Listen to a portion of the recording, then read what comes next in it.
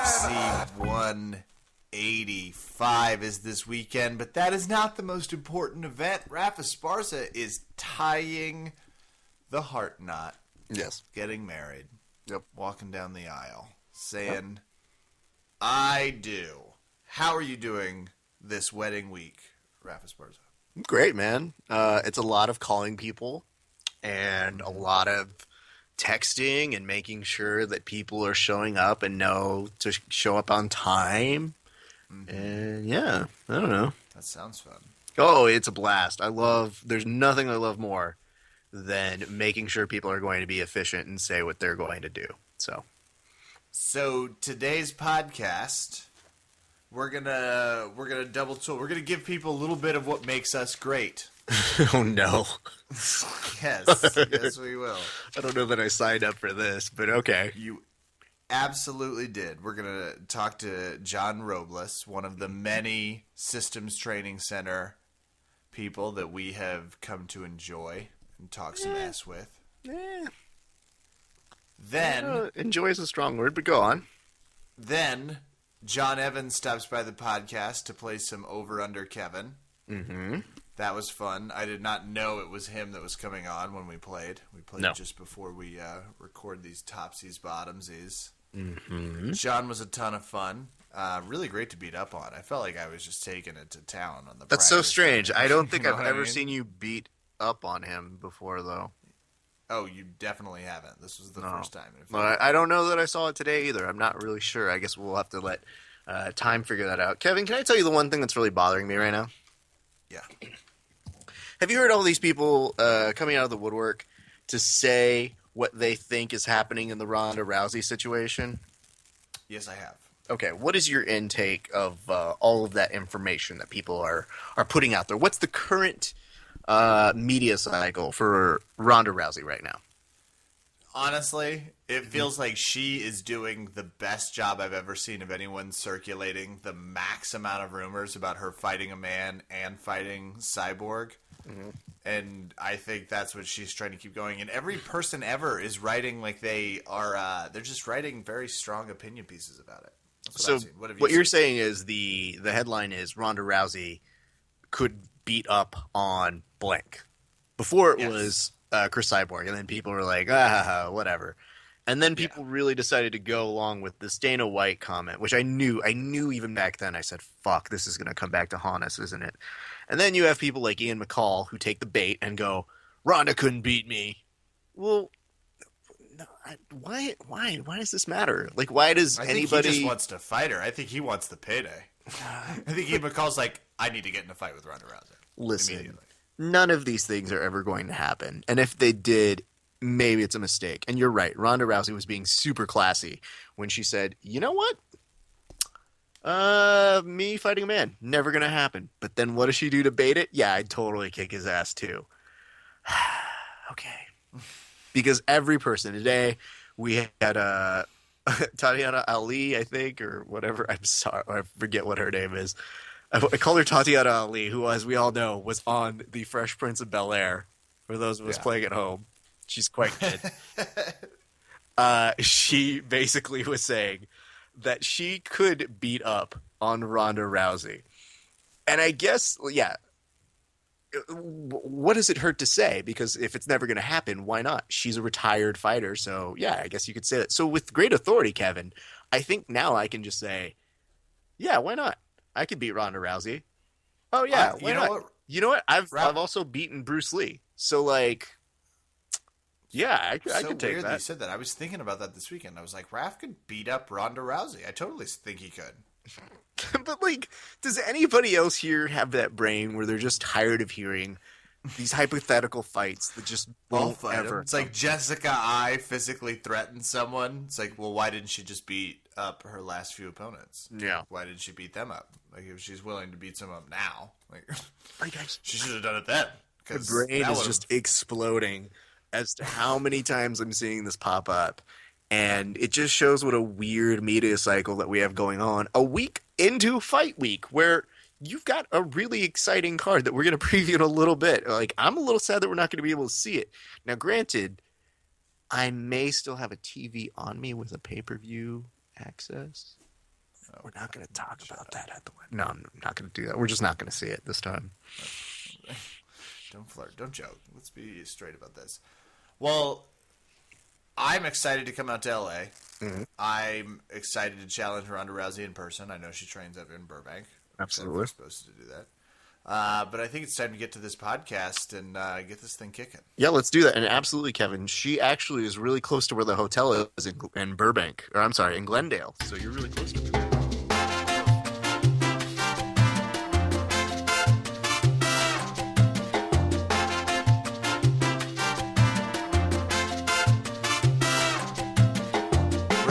Having a blast here at Systems Training Center month on Verbal Tap podcast.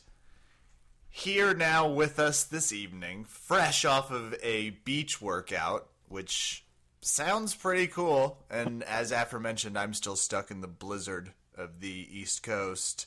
Not for long.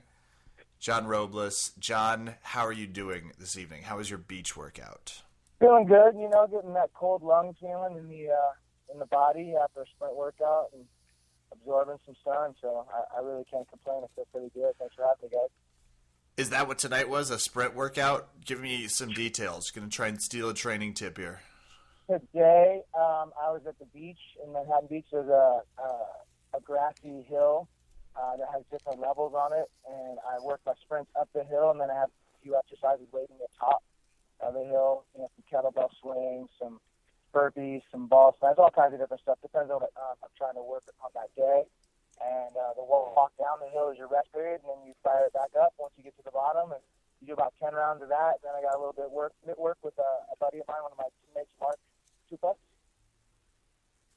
So, yeah, it was pretty much about 45, 50 minutes of just straight work.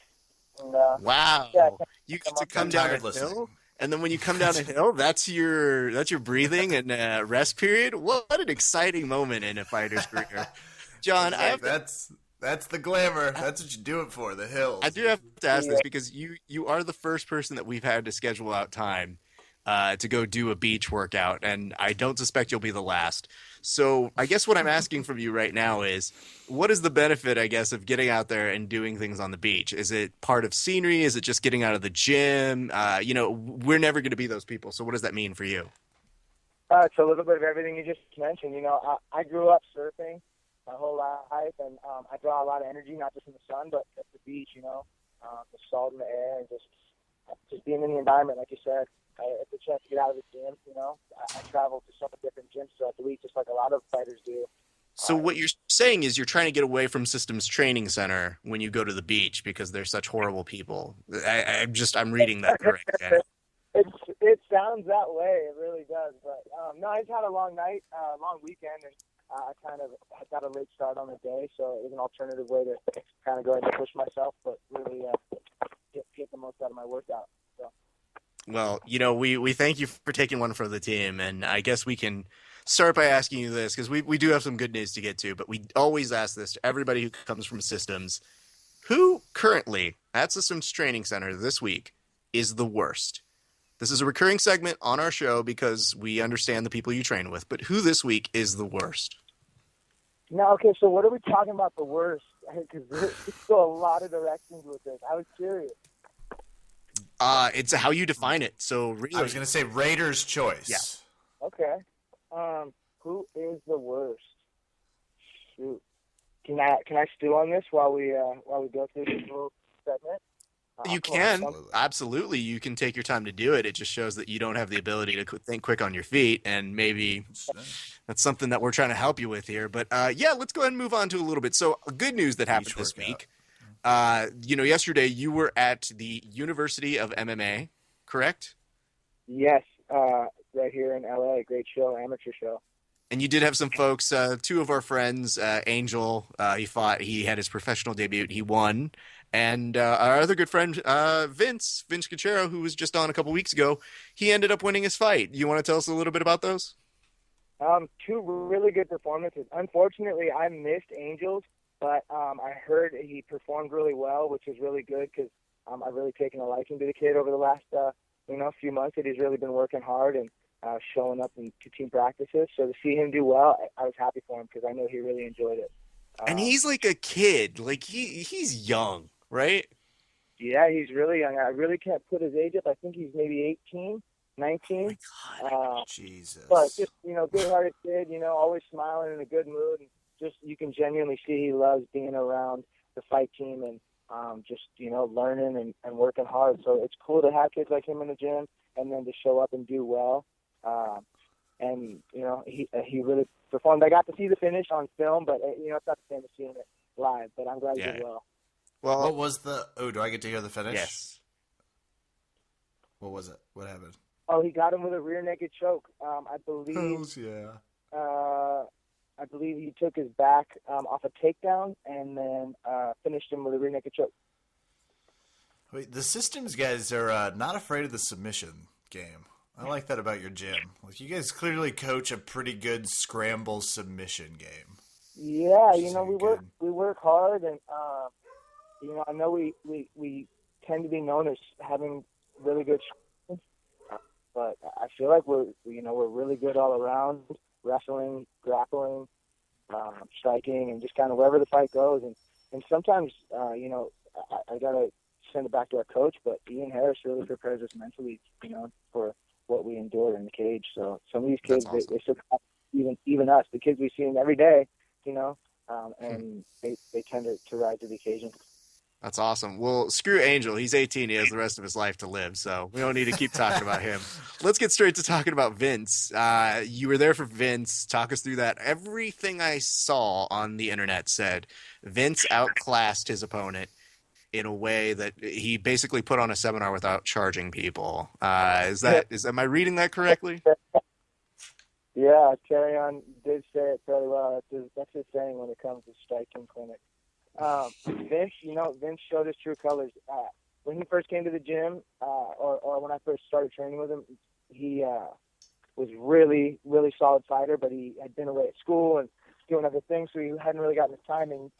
Now he's gotten his timing back, and he's really worked hard over this last, 18 months, I guess, that he was out from an ankle injury, and you could see, we saw the improvement in the gym, but putting it together in the cage is always really hard sometimes. So he showed up, and you could tell he's been really training on another level. Yeah, the pictures, he obviously looked a little fat, I thought.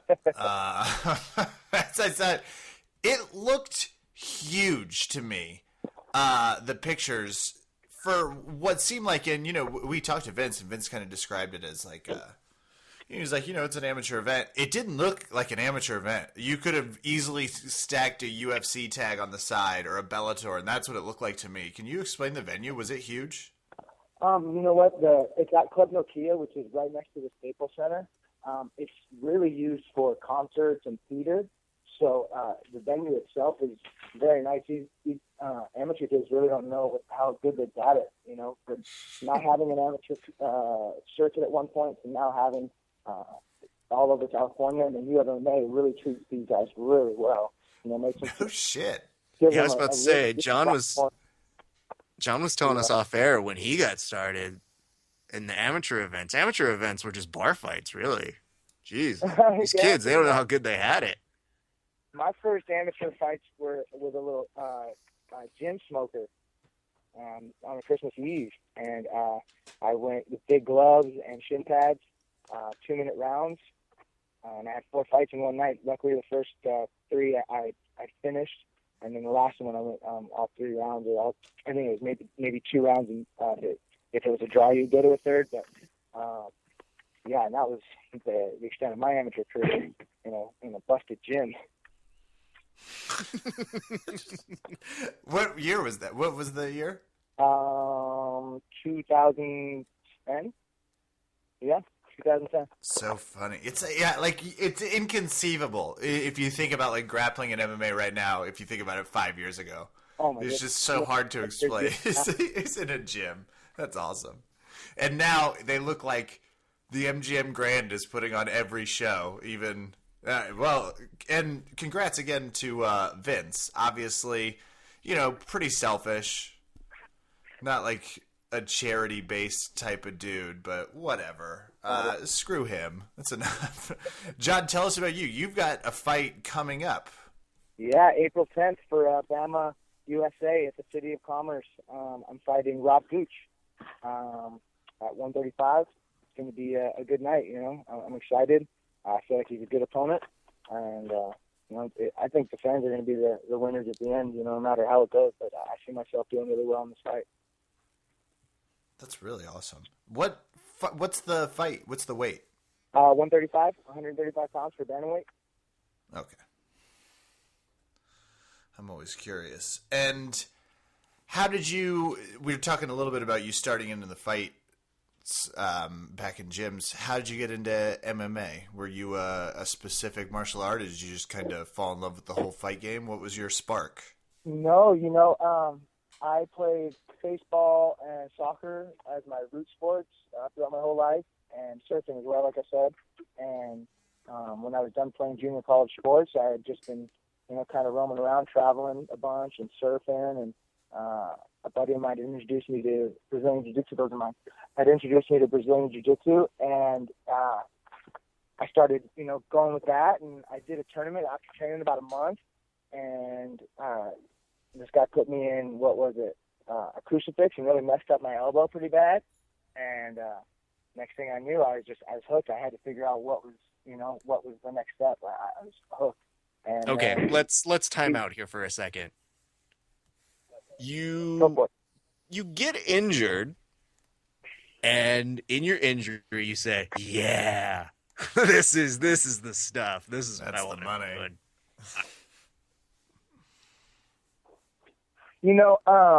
It was crazy. I had gone into it thinking, I'm doing really well in practice. I mean, it had only been a month. I'd never done anything like it in my life. And I had just taken a liking to it and really grasped it pretty well right away. And I felt like going into this tournament, I was just going to run through everyone, or at least do really well. People that didn't know my style, and I was just going to come full force. And I went out there, took the guy down, and he had his way with me and put me in I can't remember, I believe it was a crucifix. And it just really messed up my elbow, and I was blown away at how this guy just was so smooth and dominated me, and I thought he was going to go the other way around. And I guess that's a competitive nature in me. Thus sparked a love for jiu-jitsu, I would imagine, or a tremendous hatred for it, one of the two. Right, exactly. Either, oh my God, I got to figure this out, or I'm never doing this again. Mom, you were right. So some guy breaks your arm or your elbow, and that sucks for a while. And then you heal up. So where does the next step come in? Because it is a lengthy jump to go from, I got my arm broken at a jiu-jitsu tournament to, I should do this. I should be fighting. You should be fighting, professionally. I got back in the gym, figured it out, and realized, when you eat a piece of humble pie like that, it's going to tell you a lot about yourself. And, us as fighters, we eat it every day. You may have, your good days and your bad days, but in every practice, you're going to have your good moments and your moments that you're going to say, oh, shit, that didn't work. I got to figure out why. And that's going to tell you what kind of competitive nature you have in you, And so, to me, I went with it. I enjoyed it, and I wanted to figure it out. So I started rattling off more tournaments, and I went on a hot streak, and next thing I know, I started just adding tools to the chest, boxing, kickboxing, wrestling, more focused wrestling than just jiu-jitsu. And it all went from there. I did that little amateur tournament, did well. It was open weight. There was just a bunch of random-sized guys. And a month later, I went pro for Gladiator Challenge. That's so great. I think that's so great about you guys. Like, you guys aren't exactly like just in terms of weight category. It's not like you guys are super huge at Systems Training Center, but you fight like guys who are much bigger than the way that you guys are. So it's always commendable to that. And Kev, I guess we can figure out now why some people have a hard time cutting weight with the eating of humble pie. So I think the people who have a lot of weight cutting issues at Systems, it's just because they don't eat as much humble pie. So I think we figured out that part of the equation. But for you, work it off. So now that you've had some time to think about it, let me come back to you again. Who is the worst at Systems Training Center? Keep in mind, it's like an open-ended essay. We've given you the prompt. Define it as you will. I want to know how many times Marcus Kowal has been thrown on this list. Not enough. I'll say that. It may become the honorary Marcus Kowal, who's the worst segment of the show, in memoriam, obviously. But I don't know. He's definitely at least mentioned, if not the actual target of most of this. Am I detecting he's going to be the person? Naturally, I'm so drawn to Marcus. So I'd have to say Marcus is the worst. And there's a list of things you could say, but all in good fun. Or not. Okay, well, can I ask you one in particular? Did I see Marcus yesterday while Vince was getting prepped for his fight, eating during the pre-warm-up routine as he's supposed to be the dummy that Vince is supposed to warm up on? Yeah, pretty much. Marcus can be the best at multitasking and the worst at multitasking. It's just the funniest thing. I'd probably be pretty bad at it too if I had a million extensions going on. So, John, we get a little bit about your background. We find out all these things. What is it that keeps you doing it? What is the thrill or the return draw for you every time and going back to these fights? Because I just saw, this was recent that this was coming in, that you're taking this next fight. It was only a couple weeks ago. So, as you make the transition from not being in camp to being in camp, what are those things that get you going? It's so funny. The whole camp word, we're always training, sometimes it's a lot more focused than others, and sometimes you're in there and you're focused. I don't go to the gym and mess around and not be focused. But, it goes from 2, 3, 4 practices a day to one good practice a day, and kind of, enjoying the other things that go on in your life. Sometimes I get so, and me specifically, I get so focused that it's either all in or all out. So, you're always in the gym training, but it's just like I said, the preparation's a little different. But, for me, what keeps me going is I know my worth. I know what this sport means to me. I know what my journey through this sport means to me, and where I believe in it so much. There have been a few things, my last few performances that, really they make you not question, but figure out. You dig deep and look inside, kind of figure out, okay, well, how are the results coming out?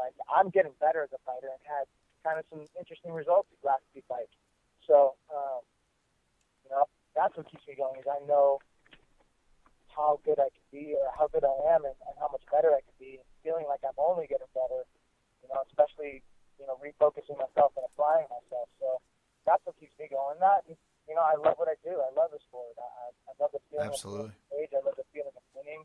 I love the feeling, being around my friends and getting workouts at the beach. That's my office, Yeah. That was one of the things that came up. As previously stated, super jealous. Very jealous. That's one of the things that makes me dig deep, is when I'm running on the beach and I see all these hot chicks and they're smiling when you're running by. I tell myself, do you like this? Well, what are you going to do to keep it? You got to work your butt off, and this is your job. This is your office. People would love to be doing what you're doing right now, and you're doing it. So remember that. And that's what keeps me going. My family, my friends, seeing my team do well. These young guys coming up. Like, it's crazy. I don't think the guys ever really stop and look. Some of them do, but I don't think as a whole we stop and look back enough and go, hey, we've done pretty well for ourselves. But that's not really our style. I think we just are doing what we do and we love it. We don't think about, we're Systems Training Center. I've had people come up to us and make us feel like that and approach us in that way. But to us, we're just doing our thing. We love what we do. We love being around each other.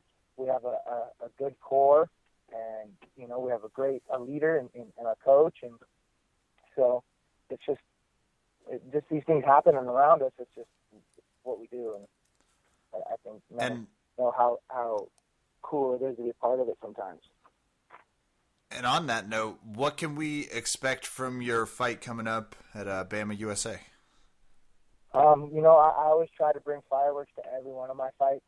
If you look at my record, someone's getting finished. So, that's the way I fight. I'm not there to go 3 rounds. You know, if it goes 3 rounds, I'm hoping it's an exciting 3 rounds. For me, this is my art. You know, I can't draw, I can't sing. I can, you know, get my boogie on a bit, but this is my art, and this is for me to express myself. Wait, let's stop here again. I do love the very conciliatory. You know, I can't sing, you know, I can't draw. But I mean, if we're being honest, and I mean, I couldn't not be honest as I'm answering this question. I just really need to make sure you guys know I'm okay at dancing. I'm not saying I'm great, like I'm not Michael Jackson level, but I mean, yeah, just don't leave your girlfriend around me, you know. It might be and you know, John, what about your opponent? What is it that you feel that they bring to the table? What is it that you've seen from them that's kind of interesting, especially when matched up against you? You know what? I haven't really seen anything. Me and Ian have gotten to the point. Ian, and then my manager have gotten to the point where we know what kind of fights I want to put on and where we are in the scheme of things. So when they approach me with something, by the time it gets to me, they've already, you know, I don't really question them and go, oh, well, what do you think? If they bring it to me, I go with it. I don't specifically remember watching any one of Rob's fights, but I've known him for a while, actually. We fought on the same card a few times when I was fighting for National Fight Alliance. And, you know, we've seen each other around the way. It's funny, the last Bama show, we were just talking, hey, what's going on? What's up next for you? Neither one of us had anything. And then a few weeks ago, you know, he got offered to me, and I said, well, you know, if he's coming down to our weight class, that's what, you know, and he said yes, and we say yes. I don't see why not. We've never trained together. I've already fought an old training partner, so I've kind of dealt with that mental part of the game. And so for me, it was just a matter of, okay, well, it's another opponent, you know, and he's cool. We saw each other at the Lights Out promotion show after we had both verbally said yes, and, you know, we were chatting it up, and you could tell the vibe was a little different, you know, but it wasn't. I would think it has to be, like, yeah, on some level. Exactly. And so, you know, I asked him, I said, hey, you want a beer? And we'll share a beer and, you know, call it a night, and, you know, we'll see you in a couple of weeks. But, yeah, I don't know if he drinks or not, but, yeah, he was okay without a drink. But we still chatted, and that was it, you know, and we'll see each other in a couple of weeks, and we'll get the job done. And, you know, we're entertainers, and that's what we're going to do. I know he's going to bring a fight. I'm going to bring a fight. And, you know, we're going to get after it. I think that should be. He's got to cut down on weight class. So he's like, I can't do the beer. Yeah. I see how you're playing this, Robles. Yeah, you motherfucker. Why don't you go get me a cake donut, too, you asshole? Yeah, okay. I'm drinking it. So, you know, it was, you know, it was No, Robles. It's cool. Throw in a cake in there, too. Why don't you? It's totally cool. I get it. I'm not trying to cut. And everybody would love it. Oh, hey, that's the guy you're fighting. That's cool. You guys shared a beer. Absolutely. And I do have to say, you know, if I had a choice or a preference, I think this would be mandatory. I think that fighters should always, before they do a contract signing, just have a mandatory beer, or at least just like, all right, this is what's happening. I think that'd be way more interesting. Well, yeah. I mean, for me, it was more like, I know the guy. I think he's cool. I like him, you know. And so it was more like, hey, I like the guy enough to where, let's call it what it is. I'll buy you a beer. We'll drink a beer, and we'll move forward. I wouldn't do that for anybody else if I didn't know them or, you know, saw them at some press event. I wouldn't say, hey, let's have a beer. But we were far enough out there. I was like, hey, if he's down, I'm down. Well, it's going to be so great. Every opponent that hears this interview from now on is going to be like, yo, dude, where's my beer at? Yeah, let's do this. So excited. Well, John, we appreciate you swinging by the podcast. Where can people find you on the social medias to keep track of where you're fighting and come watch you? You know, Instagram, John Robles, just John Robles, JOHNROBLES, and Twitter, John Robles, or at John Robles 23. Awesome. And, of course, he's part of the Systems Training crew fighting April 10th. Bama, USA. Commerce, and you said City Commerce, and this is where I lose my California. It's Commerce? So it's the Commerce Casino in the city of Commerce. It's where the 7 and the 5 meet. Perfect. Jesus, Kevin. All right. I know. It's so hard to keep track of the locations. Well, John, we appreciate you stopping by. Good luck in the fight, and we'll chat with you after about the victory. Appreciate it. Thank you very much, guys. It was a pleasure being on here. And, thanks to everybody out there who supports us and follows us and, really cheers us on. We may not, get all the love, but we really appreciate it when we know it's out there. So thank you very much.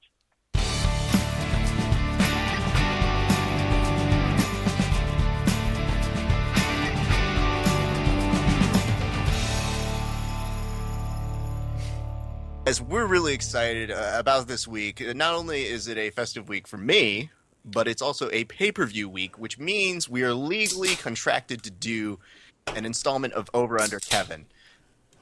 Kevin, what are you doing in the background? I'm just doing my normal pre-prep. Now that I'm on a winning streak, I have a certain set thing I do. And what is that? Keep talking. Okay. Oh. Yes, the Breakfast of Champions over there. That was just my inhaler. Cool. I have asthma. I did. Kev, you want to keep doing that? Because I have a running bet with myself of how long I'll let this go on the show. No, I don't. I cracked my 2 beers. I did my pre-inhaler puff in case it gets intense. I'm ready for Over Under Kevin. Great. Now, Kevin, you're coming to my wedding this week, right? Mm-hmm. Okay. Yeah, you're. Ref, I meant to ask you, and I guess on air is as good a time as other. You're still sure? Like, you don't want me to, book a thing to Vegas or, have a backup plan? No. On air, I just thought I should ask. No, you'll be fine. I also, despite your many attempts to ask for it, you have been booked with 0 minutes to speak in front of everybody, still. Oh, God. Yeah, it hasn't happened yet, people. The event is 4 days. The event is days away. I have plenty of time to get on the bill. Okay, well, we'll see about that. I'll send you my new audition tape. But see, Kevin, here's the thing. I realized that if you're going to be with me this weekend and we're not watching the UFC event, wouldn't it be kind of fun to have you play against somebody who is also coming to my wedding? Would that be fun? It would be absolutely fun. You really want to ruin their night with such a crushing defeat? I don't know, because, Kev, here's the thing. The person we're bringing back on, and this is the first time we've ever done this, we are bringing somebody to come back onto the show who has already beaten you at Over Under Kevin. So I've narrowed it down to basically everybody. Doesn't sound right. Yep. That doesn't sound right. And ladies and gentlemen, please welcome our good friend and Kevin's worst nemesis, the guy behind BJJBreakdown.com, John Evans. John, how are you doing, buddy? Hey, what's Fuck up? you very much. Doing pretty good. I've been spending the last 12 months of my life looking like an evil version of John Evans. And here he arrives. Did he beat me or did we tie? Oh, he beat you. You did essentially tie to begin with. But much like most times that you are rolling with John, he lets you think you're doing okay, and then he just beats you. Not during the jiu-jitsu. I'm not... I'm bold. I'm not bold enough to argue that we tied while rolling. But I thought, didn't we both have to dress up like Uriah Faber? Yeah, but there was a clear winner there, wasn't there, John? Yeah, that was me for sure. People? 100%. Oh, I see what you're saying. Okay. Well, John, I'm sorry. I stepped on the how are you whatevers this evening. Oh, no, the how are you whatevers are that's fine. We don't need those. It's okay. I'm already not listening, so I don't. John has zero want to try and keep this cordial. John has fire in his eyes. And John, speaking of which, before we get into this trash talking business, let me ask you, man, some news going on with you. You have like a thing where you teach now, like a thing where people go and they like take your classes or something, right? What is that thing? That's true. It's somebody brought to my attention that I have a jiu-jitsu school all to myself. So what? I know, crazy stuff. But yeah, so I opened up my own school, and it's in North Hollywood, and yeah, I'm really excited about it.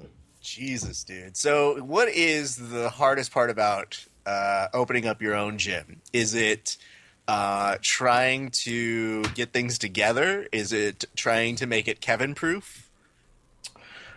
Well, you can't make it Kevin-proof. It's just that's damn right. Damn right. There's always going to be some little knick-knack that he can swallow and choke on or something. So Corners are rough. But that's because I'm a drinker. And I have to ask you this, Kevin.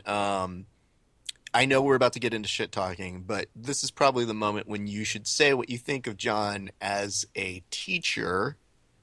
Purely as a teacher, not as a human being or as my adversary on this podcast. Yep. Purely as a teacher. Yep. Just to be clear. Yep. Okay. Pretty class A on the teaching standpoint. Good instruction, caring evolution, good mix of meta jiu-jitsu concept with some detailed approach. Good teaching.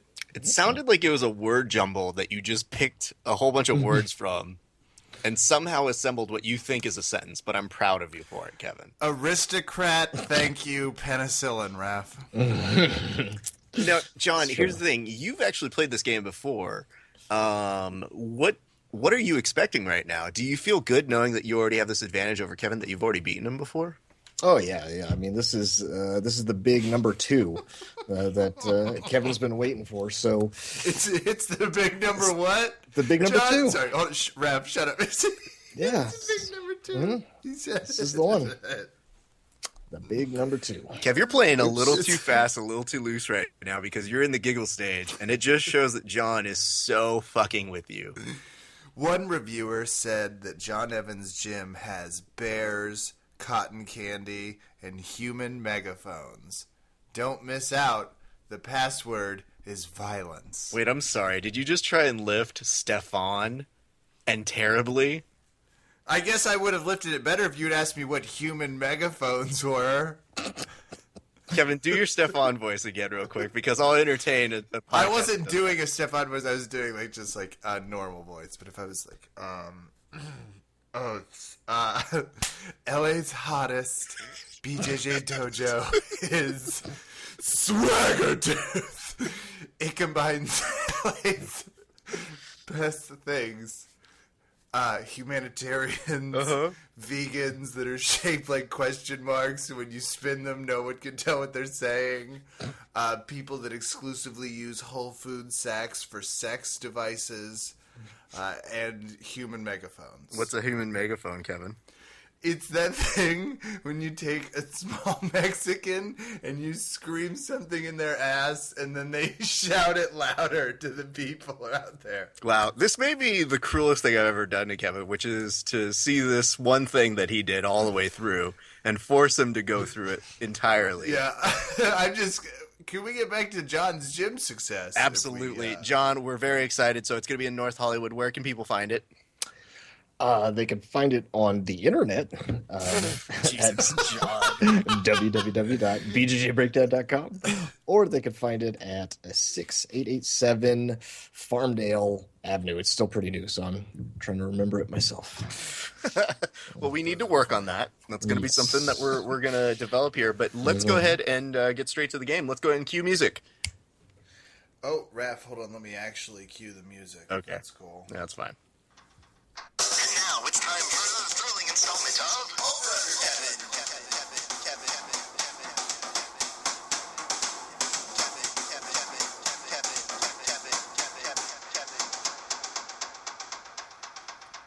Listen to that bumper music. What do you think, John? That was pretty professional. Pretty professional. Oh my God. Guys. Good job. Thank you. Oh my goodness, that was amazing. I can't believe I did that. Hey guys, in case you're new to John Evans called us pretty professional. Yeah, he did. I've already sent the press release to the press. Ladies and gentlemen, in case you are joining us for the first time, or you just want a refresher on how this is going, the way we play over under Kevin is each participant gets 15 seconds to make their picks for the upcoming UFC pay-per-view. Then, after that, if I so feel it, they get 15 seconds for rebuttal time. And at the very end, we count up who gets the most correct picks. And most importantly, the guys are going to pick performances of the night and fight of the night as a tiebreaker, should we get there. And as we learned last time, that actually does happen. Yeah. Oh, shit. Mm-hmm. So, I'll take that seriously. gentlemen, are you both ready for this game? John, are you Evan? I'm pretty ready. Yeah. I think, Kevin? Yeah. Lady Gaga said it best. I was born this way. Yes, she did. Well, I I guess you can't get anywhere there. I will say this. For those of you listening, Kevin's really seeing through the continuity part where he did drugs and then sounded like he was doing drugs the entire time. So Nailed it. Good job, Kevin. Character actor. I'm method. Stay method. Absolutely. Let's go ahead and put 15 on the clock, and let's start with you, Kevin. The first fight is going to be a flyweight fight between Chris Casio and Henry Cejudo. So I love Cejudo in this fight, despite the Kamikaze's recent dominance. Oh my God. I'm going for the major long shot. Henry Cejudo, the messenger. Gonna keep it standing, get a TKO. Okay, John, 15 on the clock. What do you got for us? I mean, I don't know. Did you teach Kevin how to use the internet? Because he was able to look up Henry Cejudo, who I'm sure he's never seen before, but his name has judo in it, at least phonetically. So I'm going to go with that. And he also has 0 losses. So He has 0 losses. Also because he hasn't made weight a couple times, but that's neither here nor there. Kevin, what are your He's thoughts? husky for 125. Kevin, as a husky yourself, how do you feel that is impeding your ability to make a sound judgment here? Well, when you ingest calories like a tres leches cake for 4 straight days, that's going to influence your ability to see clearly about a combat sport. I mean, that's going to affect anyone. Interesting. 3 milks? Is that? Yeah, it's 3 goddamn milks. It's got like a chocolate caramel business. It's got like a whiteness. It's I the real love the deal. whiteness milks. So. Yeah. Both of you would love the whiteness. Moving on. John, let me ask you this. Does Kevin already sound out of breath? Because he sounds out of breath to me. Yeah, he clearly didn't train for this like I did. So. You know what? I think that's something that goes without saying. Kevin does not train as much as John does for anything. So let's go and go to our next fight. All right, guys. John, you're going to do this one. It is 15 on the clock for Darren Crankshank versus Beneil Darushi. Wait, what? I don't What? see that on my... I'm looking at a fight card. I don't see that one on here. It's Darren Crankshank FX prelims. versus It's Beneil also, we also Darushi. do the prelims. We've had to do this before. Wait, we're doing the if I remember prelims? correctly. I didn't know we were doing the prelims. You've been here See, before, he John. never knows we're doing the goddamn prelims. Actually, It was Dynamite choice, It was, Raph. it was a long time Dynamite ago. choice. I came, I crushed it, I left. I don't remember that. Well, you lost all We're your also time. gonna- Just give me who you We're also going to pick performance of the night later, and we're also going to pick if Dana's going to scrap performance of the night and just throw cash out and make it rain. So, John, you used all of your time, so just give Beneil me... Dariush, because he's an awesome jiu-jitsu guy. All right, good enough. All right, Kevin, you've got it. Go. I'll go to Muscletown, baby, with the Detroit superstar Darren Cruikshank. What He's about the getting fight? old, and I don't normally pick an older fighter, but, I like the squareness of his jaw to knock Dariush out. John, you were He's going to mentioning... get Dariush. Shut up. John, you were mentioning something about jiu-jitsu here. Do you think that's really going to be a deciding factor?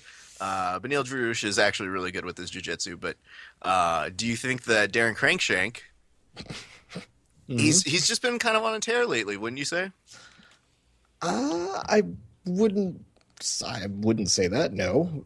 But maybe he has. I'm not sure. I do know clearly these prelims were sprung on me last minute. But no, I do that Shut very up, last John. minute. You're out of time now. They were Benny sprung on me last is a great minute. fighter, though. Okay. John, don't be embarrassed if you just want to crawl into the fetal position and make some moaning noises. Just keep us tuned. Okay. Kevin, do you think that John's being short-sighted and just looking only at the jiu-jitsu and maybe not at the whole game? I think short-sighted would be the name of the game for his insight into these prelims cards. Yeah, I mean, Dariush is dangerous. He is dangerous, but Cruikshank is not going to go where he's dangerous. He's too experienced for that. He's 16-5. Okay. It's a lot of fights. A lot of fights. Okay. Hey, Kev, normally I write these down. You need to write these down this time because I'm going to be doing this weird thing called getting married, so I'm not going to have the time to check these. Though, have you been writing them down so far, or Nope. should we do a quick? Nope, we'll just listen to the cast again. So let's go on to our next Okay. fight. Kevin, you've got the next fight. It's between Jake Lindsay and Joseph Duffy. I don't need 15 seconds. Jake Lindsay, the librarian, trains at CSC with Joe Wilk, knocking the fuck out of Joseph Duffy this weekend. You almost needed 15 seconds. It was more like 10, but that's okay. John, let me ask you, do you know either of these fighters, and do you have an affinity between them? And if so, who are you picking? Go, 15. No, neither of them, but Kevin really used a lot of conviction when he said that, so he swayed me. I'm going to go with Lindsay as well.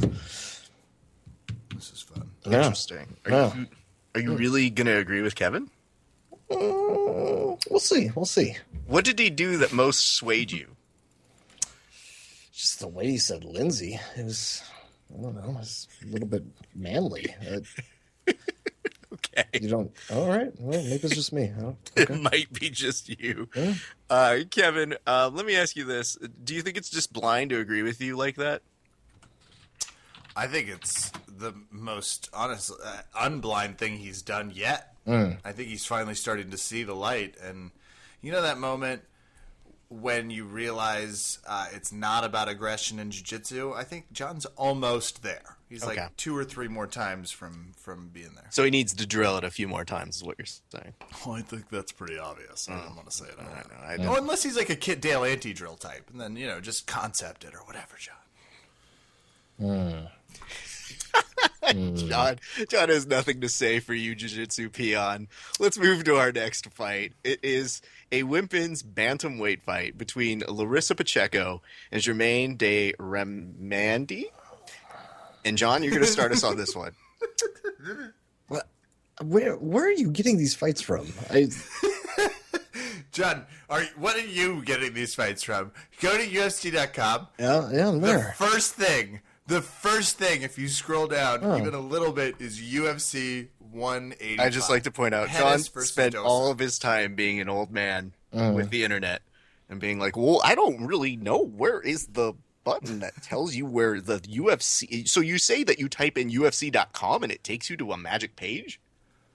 There are 3 fights on the early prelims, one of which features the twin brother, except there's a 2 years age difference. Oh, yeah. Oh, all right. Ryan Benoit. Okay, John, now that we've taken that wonderful time, who are you picking in this fight? So there's another girl fight on this card with another female fighter that I'm not very versed with. And so these are 2 more of those. And so I'm going to go with Larissa Pacheco. Definitely Pacheco. 100%. Well, the 9 women's MMA organizations that listen to this podcast, you can go ahead and send all of your hate mail to @bjjbreakdown.com. Anywhere. Like on the internet. You'll find him. It's very easy. Kevin, who do you have on this one? 15 on the clock, go.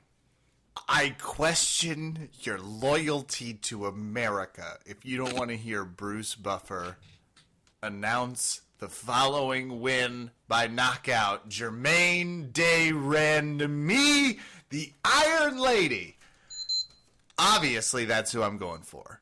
Okay. I like her length.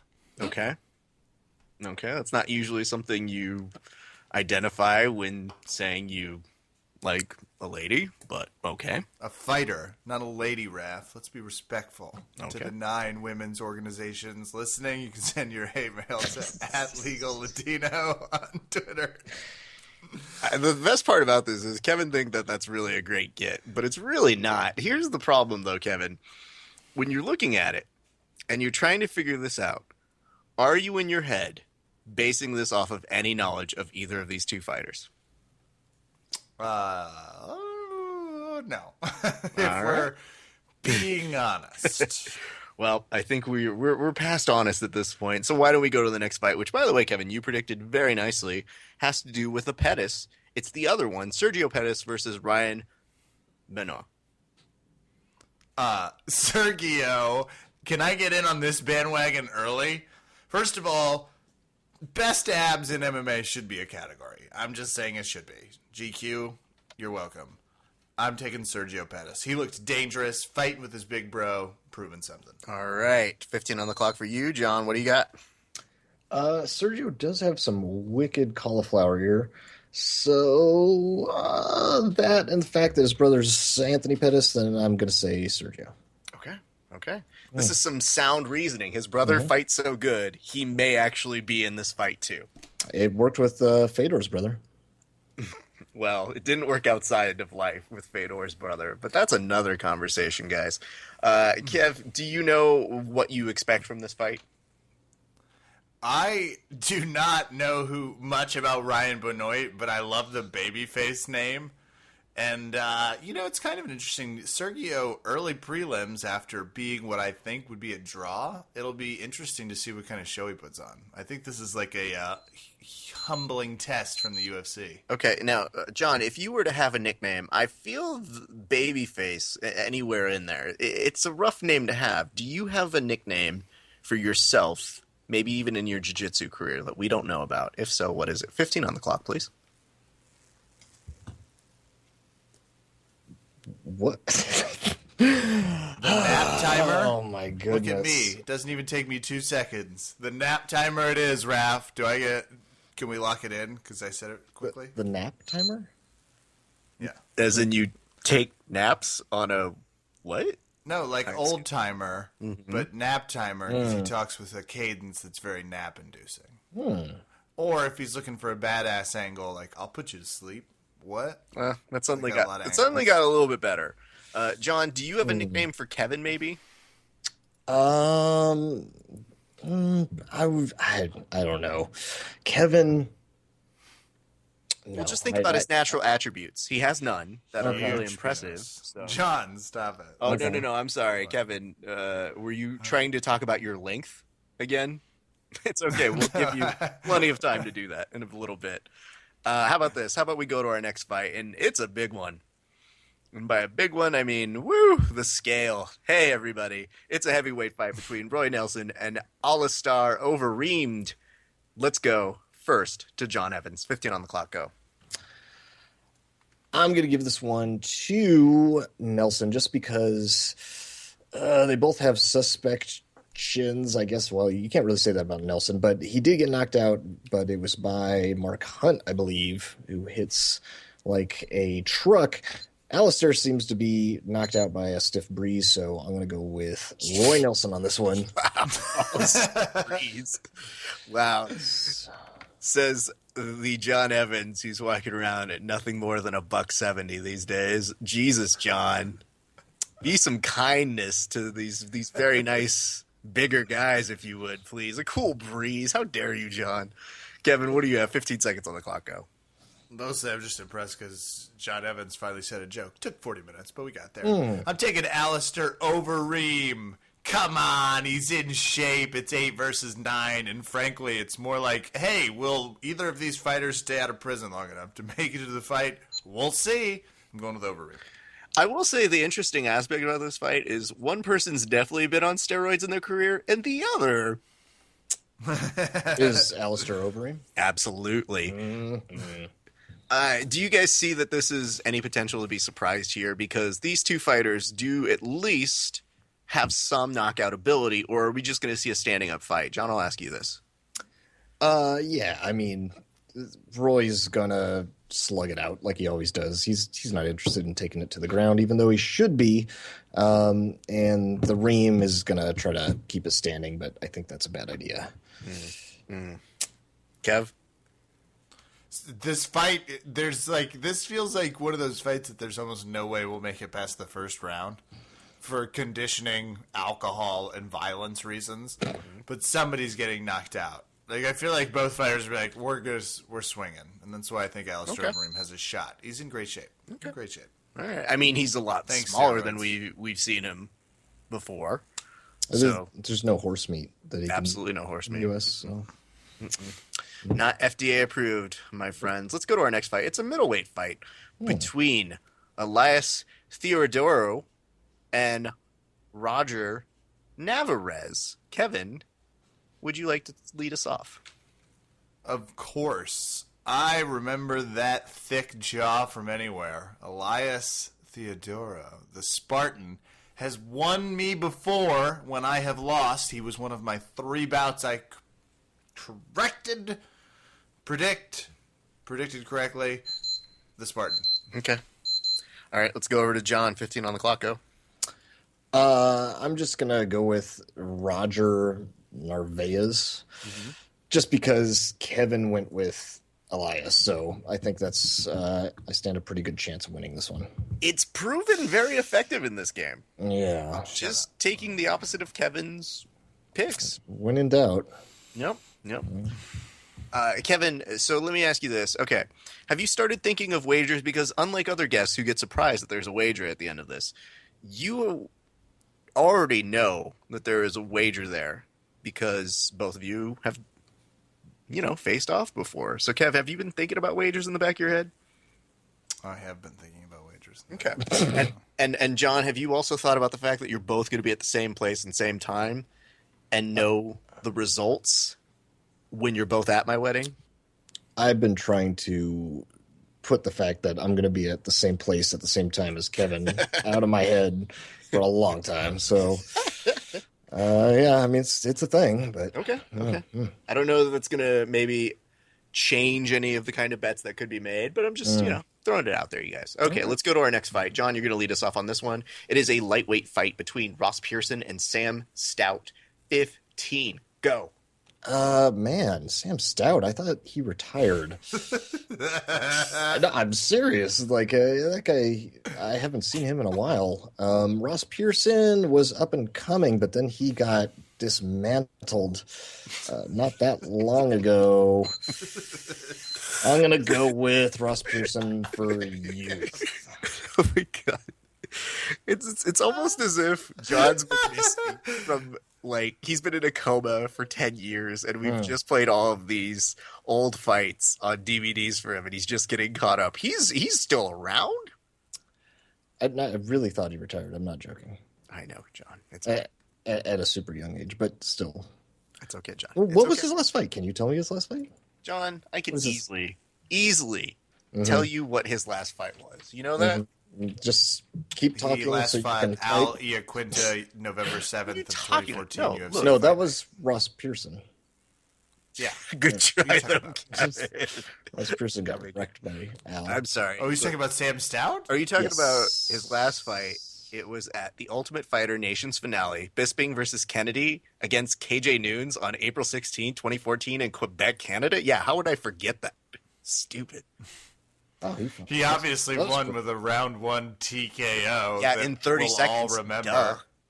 Really? Against KJ? Yeah. Good striker. Yeah. I mean, Sam Stout's good. For but that, I he thought it was beat fun. Cody McKenzie, Well, Just saying. That's not really saying a ton of. It's not a helpful I've fact. seen It's him. just what was next on the profile I clicked on. Feel foolish right here. Kevin, did we even get your pick on this one? Let's go. No, you didn't. And because he was so insulting with his Pearson pick, who is no spring chicken, by the way, I'm going with Sam Stout. Okay. I will have the record show that he lost to KJ Noons. He did. Kevin missaid that one, but So- I would have the record show. I was that just trying to Rex sell doesn't it. care that you Yeah. had the record showing something else. So, for the record, shut up. Let's go to our next fight, which is, Kevin, I think you'll lead us off on this one. It is a welterweight bout between Johnny Hendricks and Matt Brown. Oh, man, I'm excited about this fight. Big rig back in action, but sadly, I'm going to need to see some knockout power. Johnny Hendricks hasn't showed up in 5 fights that I used to love. I'm going with Matt, the Immortal Brown. I think he's hungry. I think he's going to surprise some people. Okay. John, let's go over to you. 15 on the clock, please. All right. Hasn't been the same in about 5 fights, and that's probably when he got on the Dolce diet, which he is now off of. So I think he's got his big rig power, and I'm going to go with Hendricks on this one. Okay. Yeah. Okay. Do you guys feel that this is going to be one of those great kind of bouts? Because I feel there's going to be explosive action coming from Matt Brown, and Johnny Hendricks is certainly capable of it. But what do you do to a man who feels like he won his last fight in a way that he lost his championship belt? Does he come out crazier? What is the Johnny Hendricks we see, Kevin? I hope it's a little crazier. I hope he's got some fire. It'd be nice to see him. We miss him. He was a fun fighter, but we just haven't seen him in maybe That's because he doesn't exist anymore. And when that fighter's gone and he keeps searching for the decision, Matt Brown's a bruiser. I don't think Matt Brown's looking for it. I think he's going to try and finish the fight. Okay, and I got to ask you this, John. Do you feel that coming back from injury is any kind of problem for Matt Brown in this situation? I didn't even know that he was injured. What was? Oh my God! What do you know, John? The last thing I heard about him, he was beating up his jiu-jitsu coach. That's what I know about Matt Brown. Are you gonna maybe if they put jiu-jitsu coach on like a name tag or something like that and put it on Hendricks, maybe then he'd beat him, but not until then. For the love of God, John. No? John is the only person who comes on Over Under Kevin to get his news. It's fascinating what you may learn. It is. It is. The things you miss. A wealth of information. That's talking slowly. Yeah, there's a lot going on. The John listening is also the best. It's so funny.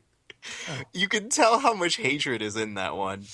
Let's go to our next fight. John, do you know who this is? Do you know who Carla Esparza is?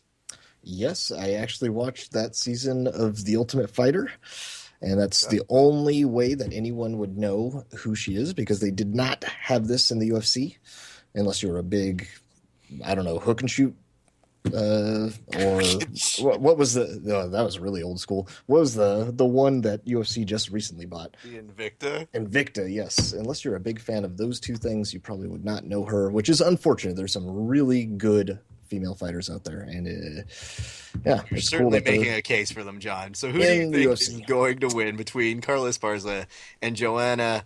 Is he saying what? I'm pretty sure her name is actually just a giant typo that they've never fixed. But with more consonants. Yes. I don't know who that one is, but she has 0 losses. But Carla is ranked number 1 at the weight class, so I'm going to go with Carla. Safe pick. Kevin, who do you have on this one? Do you have Carla Esparza? Carla's actually the champion. Joanna Jedrzejczyk, by the way, is the number 1 contender. She's 8-0 for a reason. She's going to win tomorrow. And that's who I'm going with. I'm going with Joanna Alphabets, baby. And I think that should be her nickname. Joanna Alphabets Jedrzejczyk. Perfect. Okay. I'm on fire tonight. He is. He's actually on fire. No. Kevin, put it away. It's not helping you. As much as you think it is, it's not. Let the dragon burn, baby. Oh my God, Sean. What a great I'm sorry. I have to do my inhaler. Otherwise, I'll hyperventilate. Yep. Okay. Well, I think we exhausted the amount of knowledge we know on those. We're down to the last 2 fights. I will remind you guys again, a wager is coming up very shortly. John, do you have kind of an area that you want to take Kevin in terms of a wager this time? I just try to not think about Kevin as much as possible. But there's a whole inhaler thing going on. Maybe we can work something like that in there. I don't know. I'm sure that's going to make an appearance at your wedding. I'm sure. Okay. Well, better not. Not in my fucking moment of looking around and seeing Kevin and going, hey, Kev, take your inhaler somewhere else, all right? Yeah.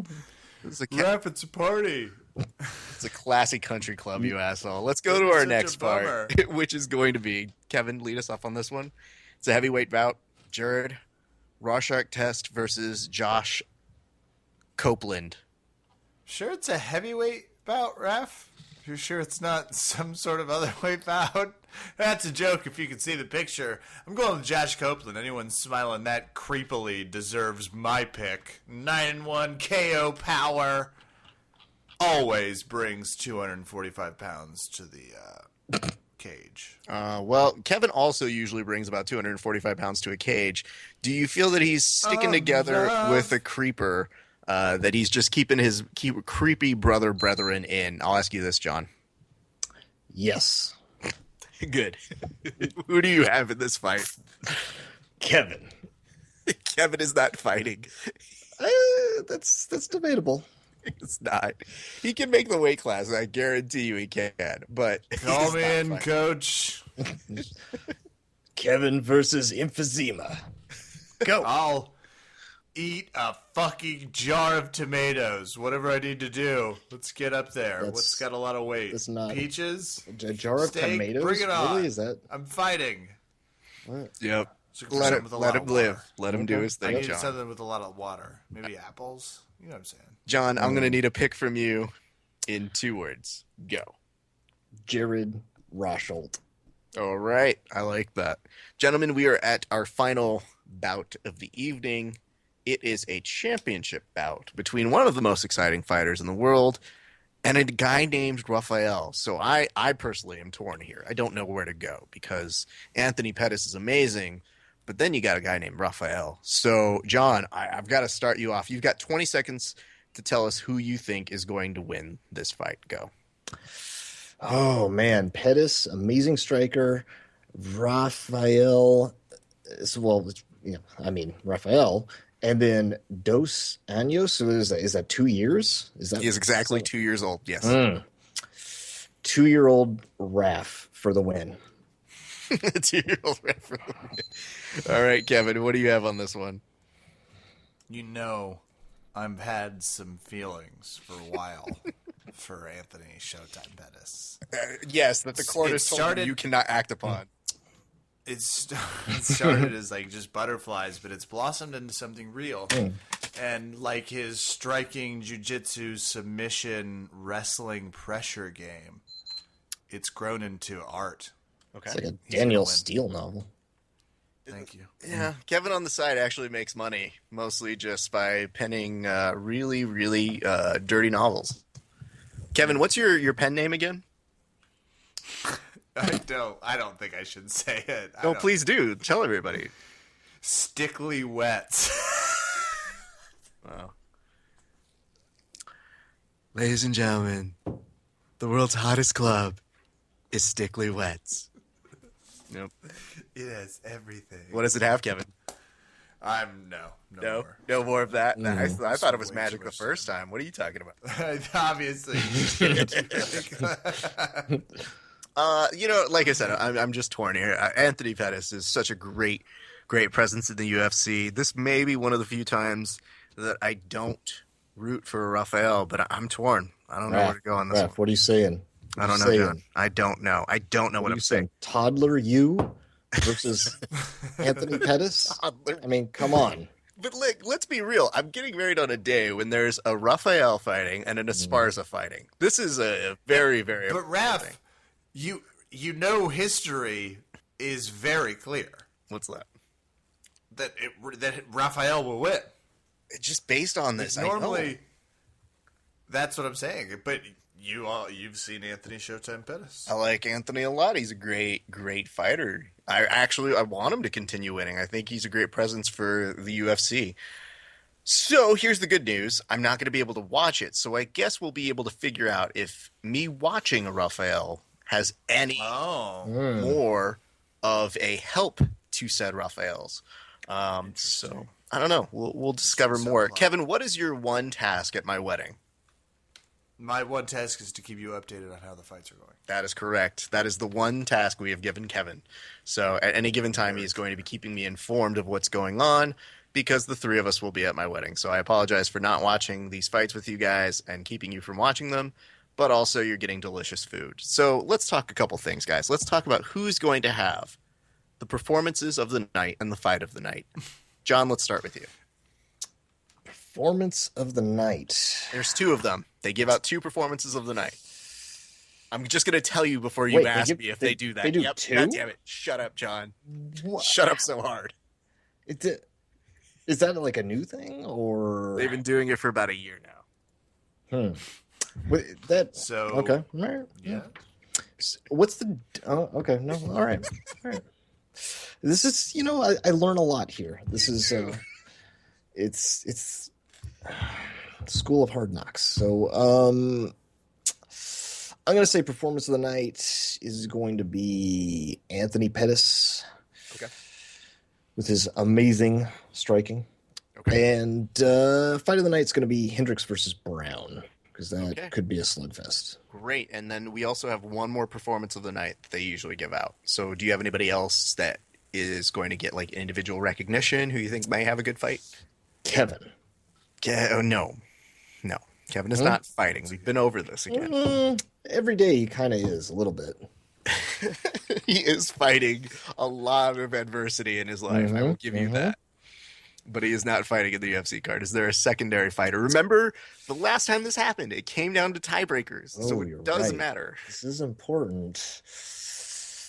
Oh, this is performance, right? The two performances? 2 performances of the night, yes. Okay, so one's going to be Pettis, and the other one is going to be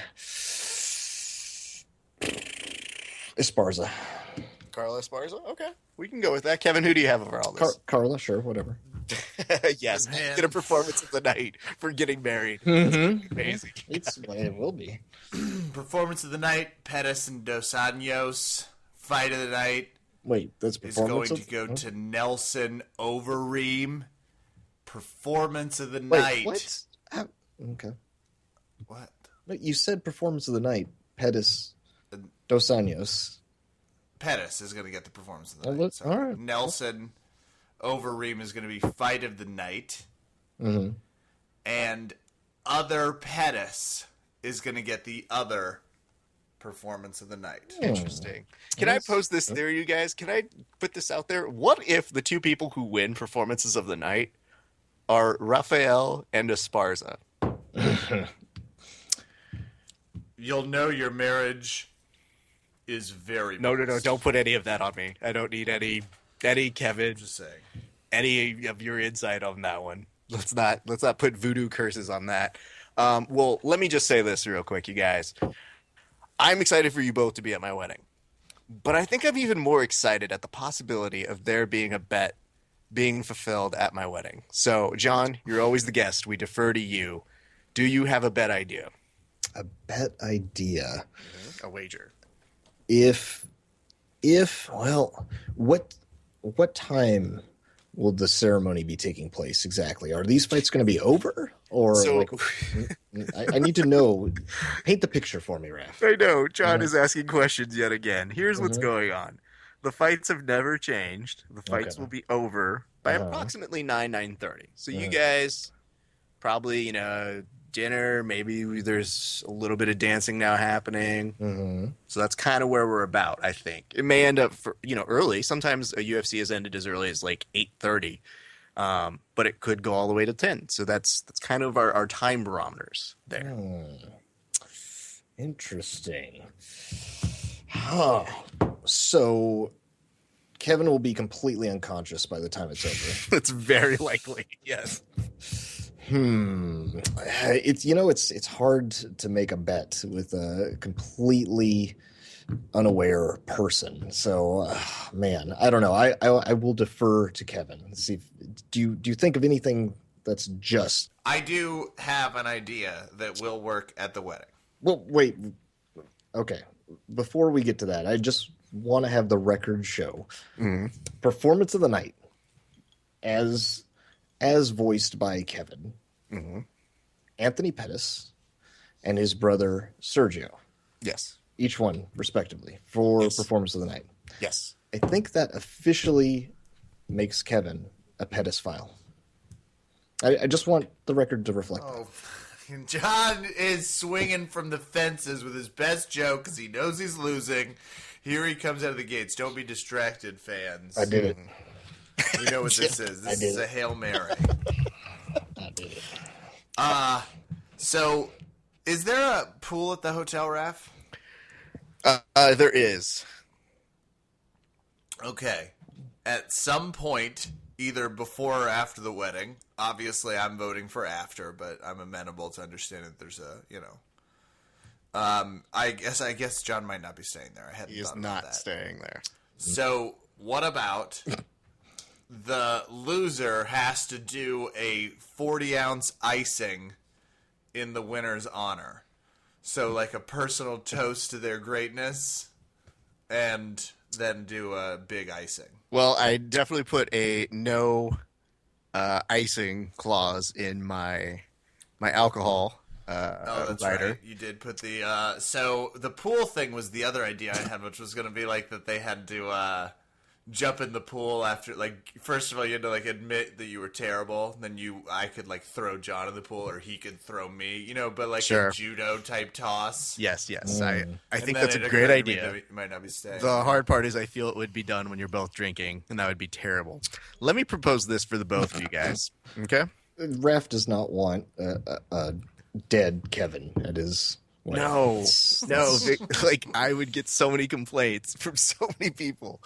And then a lot of thank yous, though. A lot of Yeah, But that's a night there's you'd an upside. remember, Yeah. for sure. A night you'd remember. So let me say this. I'll put this out there because you're both at my wedding, and I think it might be fun if when we get the final tally, there is a dance floor. So I think the loser has to have themselves be the center of the dance floor for 30 seconds. What do you guys think of that?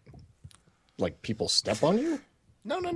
You're not the dance floor, but that you have to dance and have yourself recorded. See, this is Esparza. We Except- shouldn't let him. Have you seen his moves? Have you seen his moves? I'm not involved. I have nothing to do with He this. can't. I he's not know, dancing in but this. that's why but this is his thing. This is he has ethnicity in him.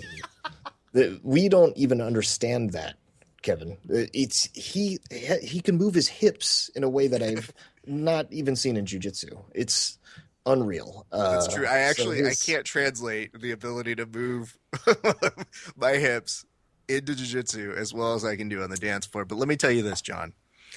What if you were to do the worm? What if you were to do just, Guard? a pop and lock? Yes, guard.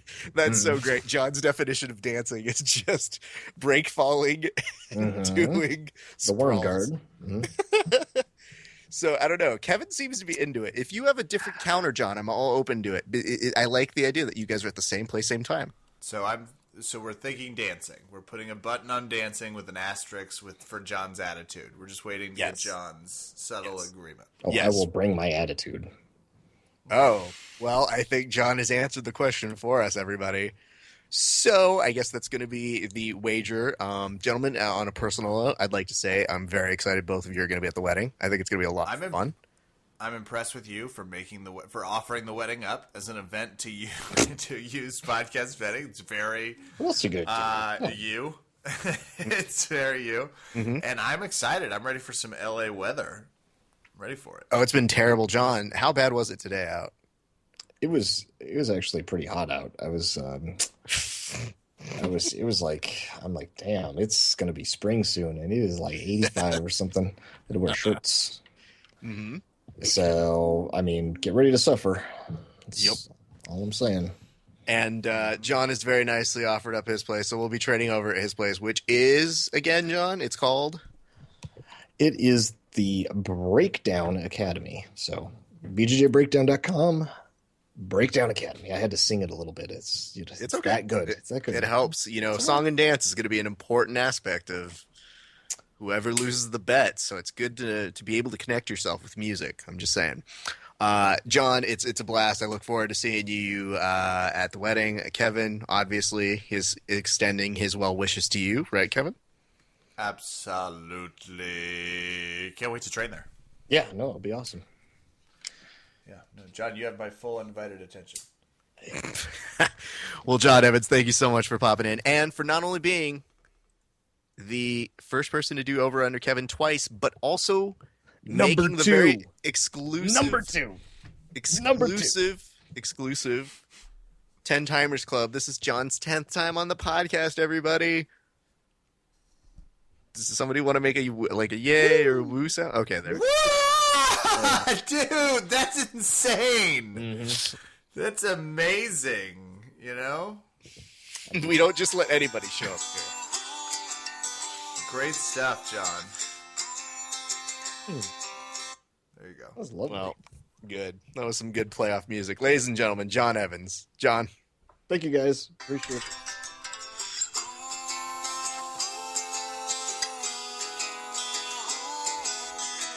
All right, cut it.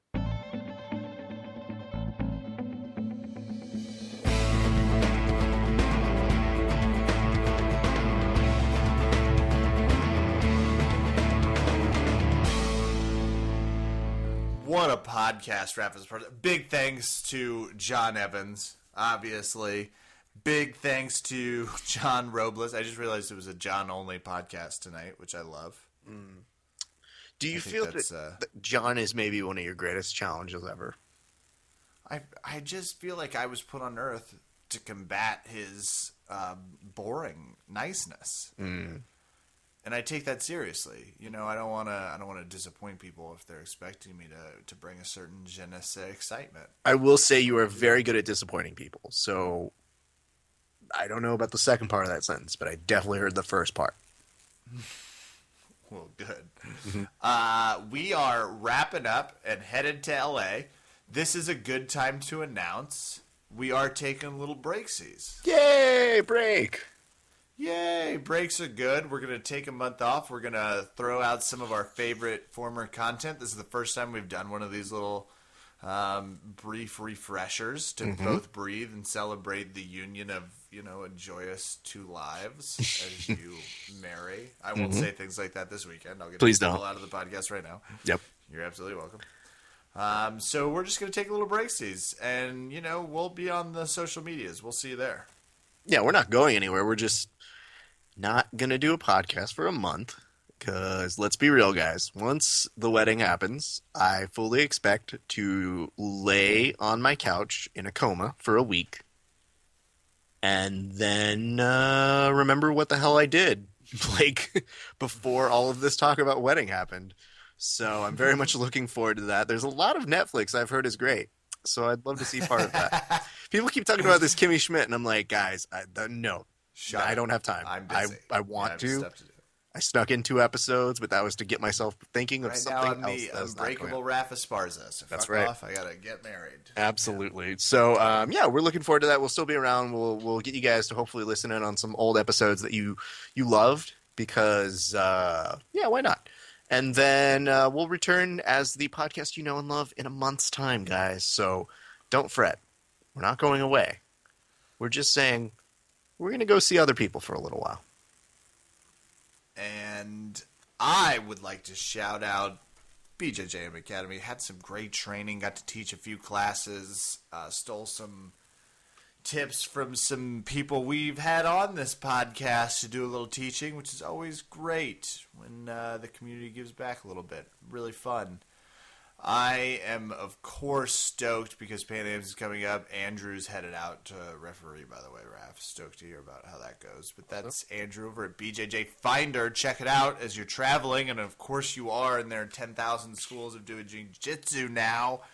BJJ Finder will help you find the one that works with you. I was also on the You Me Them Everybody podcast talking about MMA, talking verbal tap.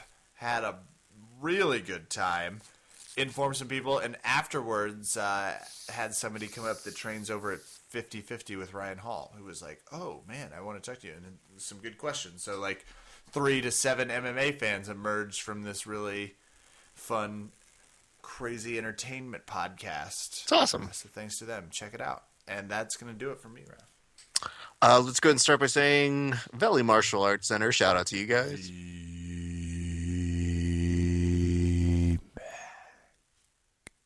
I can't wait to see you guys more again. I haven't been able to go as much as I'd like to, mostly because wedding stuff. And anytime I thought that I had like a clear moment to go, you forget you have like 9 billion things to put together. So stoked to be able to go back there and train. But every time I've had the opportunity to go there, the good folks over at Valley Martial Arts Center have been good in keeping my sanity in check and making sure I have a great time, staying in shape, and I can fit into my suit. So thank you guys. I really appreciate that. Let's go ahead and shout out everybody who is coming to the wedding, including people like Kevin. I'm so stoked. It's really like a great moment to really have all of your friends, and I just want to thank everybody for their time and say we're so glad that we'll be able to see you guys and celebrate. It's going to be a really good time. We're going to keep things really, really fun and lively. So to everybody who's doing stuff for the wedding, thank you guys. I'm sure I'll bring all of the mentions when we come back in a month. We'll have tons of things. And if it breaks bad and I'm no longer friends with some of the people, we're just not going to thank them. So Yeah, we'll go there. And I got to say, I'm really excited to see everybody. I'm excited to see Kevin. It's going to be great. Kevin, some of you may or may not know, he's actually going to be standing up in my wedding. So Woo! Very excited to have him do that. The concept is to have him standing up, but I don't know if after he rolls with John, he'll be able to. So we're all hoping. We're all watching with bated anticipation as we go through that. So, like I said, guys, when we come back from vacation, we will hit the ground running again. But thank you guys so much for listening. We'll be back soon. That's gonna do it for us at Verbal Tap. I'm Kevin. Thanks for listening. Good night and good fight. Finally, a break. So sick of you, this podcast, and well, I'm not sick of the wedding, but everything else, sick of it. Oh, did I tell you I changed your steak option to tofu? So Oh, fuck